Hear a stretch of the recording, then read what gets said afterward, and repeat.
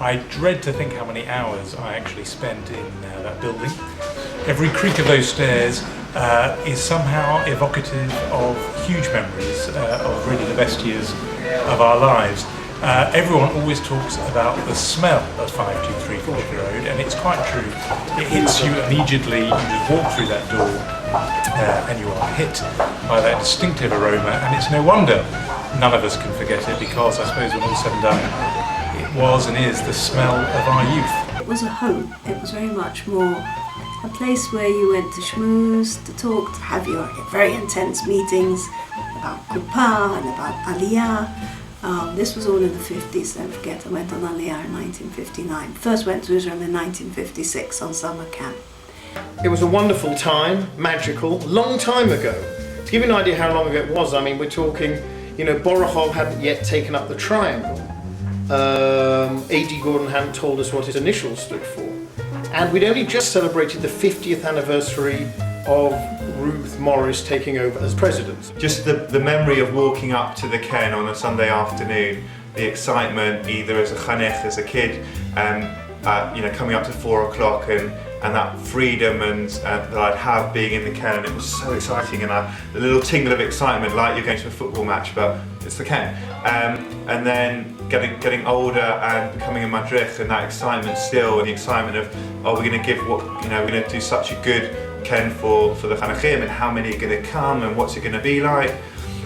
And then also going on Wednesday evenings after school and planning Pulot, and just that excitement of the weekly, that the Ken was such an important place in my life for those years.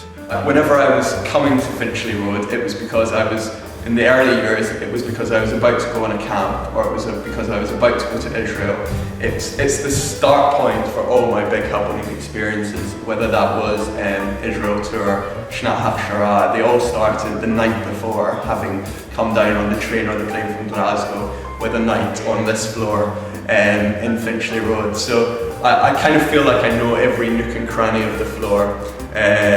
My back's had it over the years, lying on the cold stone, on the woods, in the double doors room, and so every possible room I've slept in at one stage. I remember at our first Habonim, we did a ghost hunt, ghost story, and I thought it was brilliant because basically Gary took us all around the whole Moadon, and in different rooms he told different stories of haunted ghost stories, and apart from being quite scary, it was just brilliant and so fun. And I remember, like, in the gym, there was a man whose blood had been splattered on the floor, and there was a stain. And in the play area outside, there was a room where a man was murdered, and it was, I mean, it's a bit disgusting, but it's quite funny, you know. And it was what made me go back to Habo, because since that was my first, always went back. And then after, we stood at the wall, and yeah, it was great. Hello, hi. I, of course, am the most famous person ever to come out of Habonim. Apart from Dave Gavin. No, I'm more famous than him. And Jerry Sadovitz. I'm more famous than him. Johnny Friedland. Definitely more famous than him. Dickie Attenborough. He didn't go to Habonim. No, he was in Hotel. Anyway, that is me and my brother here, Ivor. Good afternoon. We remember many, many things about the Moadon. Many. The double doors room. Oh, yeah, the double doors room. What I remember about that is it had double doors. Yeah, I remember that. And loved them. The gym. Oh, the gym. What I remember about that was... it was a gym. Played football in it. Five-a-side mainly. Play a lot of five-a-side football in the gym. Yeah, and there was a time that, of course, Dave Durand hit Dave Gavin twice in the face with a football. Yeah, once would have been funny. Hi, I'm Gary. I've been a movement worker here for the past 2 years. I'm going to show you the building before it has to go. This is the gym hall, where I'm sure most of you have had absolutely great Pulot activities, machanot and pioneers in here. As you can see, still a little bit busy as we're still trying to clear away everything from Machane, but that's all part of the fun. This room, as you may remember, is the kibbutz club, which used to be used for the kibbutz offices. However, it's now used more of a storage room. This room, you may remember, was called the double doors room, infamously because you used to have your double door here unfortunately, rumour has it, due to health and safety reasons, we had to take out the second door. As you can see from this wall, the London Plan came with great fun, graffitiing and painting all over the walls. These are our current offices at the moment. A little bit more mess than usual, just due to having camps just back. However, this is where the movement does get run from. Now going into the other offices, which we're now using as a meeting room. Previously, those movement workers have sat in here. And of course, coming through into the little office, which was infamously always where the Shalichim used to sit. Some of the other things I remember about Finchley Road related to the way that the premises were kept. When I used to go in, I was horrified at how untidy it all was, as well as the flat above. And when I used to say things to the movement workers, they invariably said to me, "We have much better things to do, Ruth, than tidy the place." Okay, so there was one time where there was about 10 of us, and we were all, there were 2 leaders, and they took us around Finchley Road, and they were in each room. They had made like a little something scary because the house was haunted, and it was really funny because we had a video camera and we had to act out what happened in each room. So like in one room, like someone had died or something, and Ella was getting really scared. And Sally.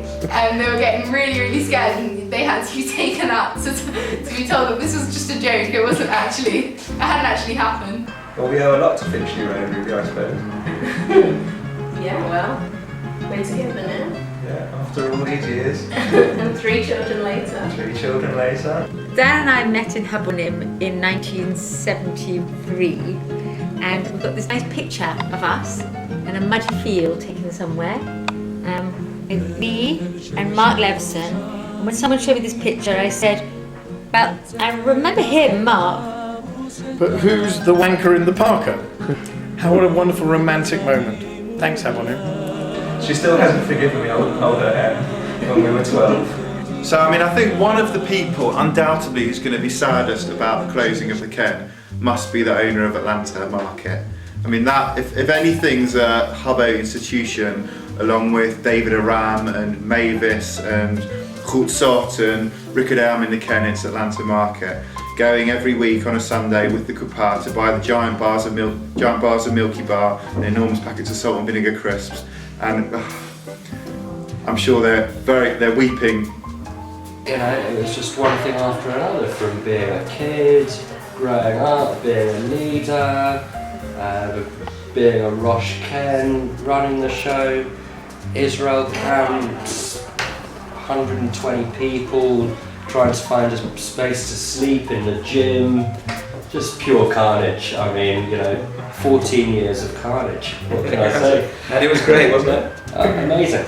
And we did have this song that went, come along to Northwest Kent. If you come once, you'll come again. At Habonim Dror we'll have a ball, and we're the best of all. Come along to 523. The Moa Don's the place to be. If you come once, you'll hear our call that we're the best of all. There's Mapilim and Chavarim and football going in the gym. Lots to do for me and you, and if you want, can supper too.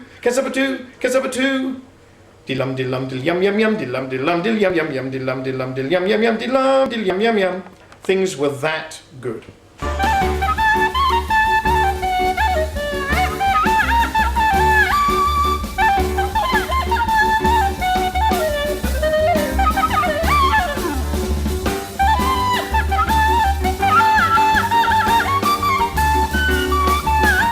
Anyway, have a lovely time tonight. I'm not there, obviously. I'm off with some of my non-Jewish famous friends.